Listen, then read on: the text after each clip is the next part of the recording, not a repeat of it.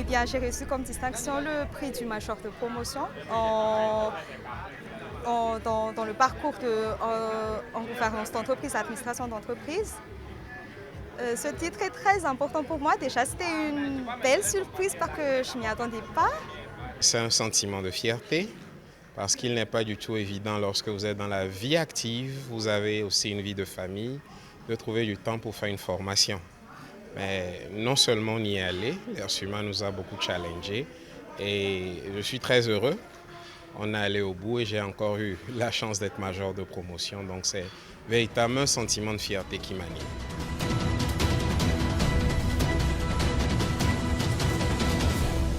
Je dois dire que je suis un habitué de l'ERSUMA depuis un certain nombre d'années en raison de différentes activités qui font que je passe par ici assez souvent.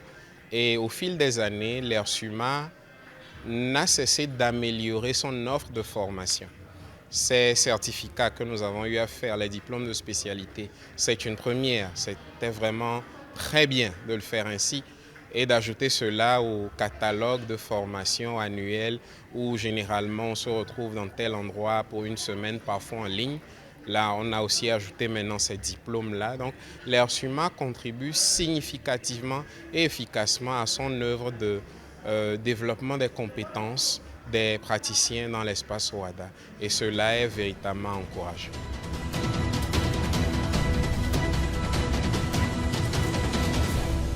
Et c'est très important, notamment, cela me servirait beaucoup lors de mes futures carrières, de mes futures appréhensions. Et ça me distinguera aussi, vu que je viens de Madagascar, nous ne sommes pas pays membre de l'OHADA proprement dit. Et cela pourrait nous servir d'une contribution afin de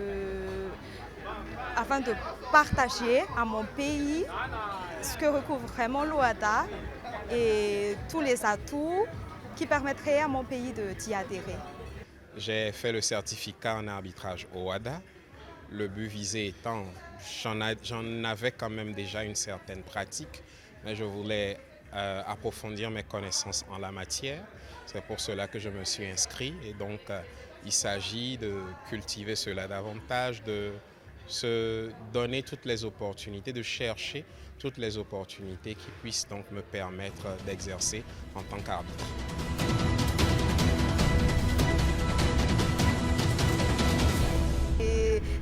J'ai déjà fait partie d'une promotion où on avait étudié le droit de l'OHADA. Et depuis ce moment, j'étais toujours ambassadrice du droit OHADA à mon pays. Et là, ça va encore renforcer cette promotion. C'est savoir partager ce qu'on a reçu dans la formation. Oui, c'est juste promouvoir la formation, inciter d'autres personnes, ça inspirera d'autres personnes à travailler dur et pour pouvoir bénéficier d'un tel titre aussi. On ne veut pas se limiter à l'espace OHADA, quoique on veut quand même commencer au niveau de l'espace OHADA. L'Afrique attire davantage d'investisseurs, mais généralement nos problèmes sont réglés ailleurs. Nous voulons faire partie de ceux qui changent ce narratif-là. Et pour cela, il faut des praticiens bien formés à la chose, faire savoir aux investisseurs que si vous avez un différend et que vous voulez aller en arbitrage, on a le centre d'arbitrage de la CCJA, on a également les centres dans nos différents pays qui sont là et nous voulons contribuer à leur performance, nous voudrions contribuer à les faire connaître, à en faire la promotion.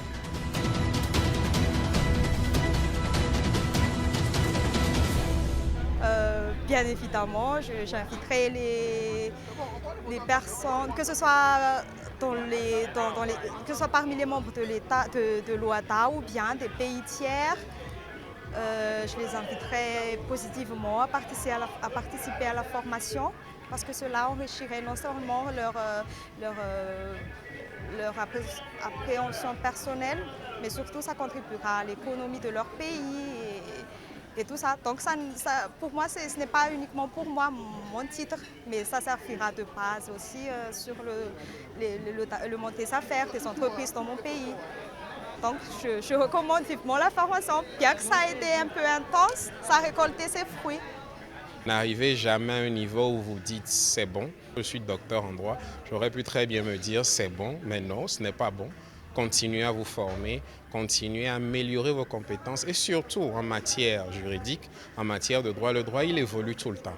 Donc il faut être au fait de l'information et ne jamais se reposer sur ses lauriers.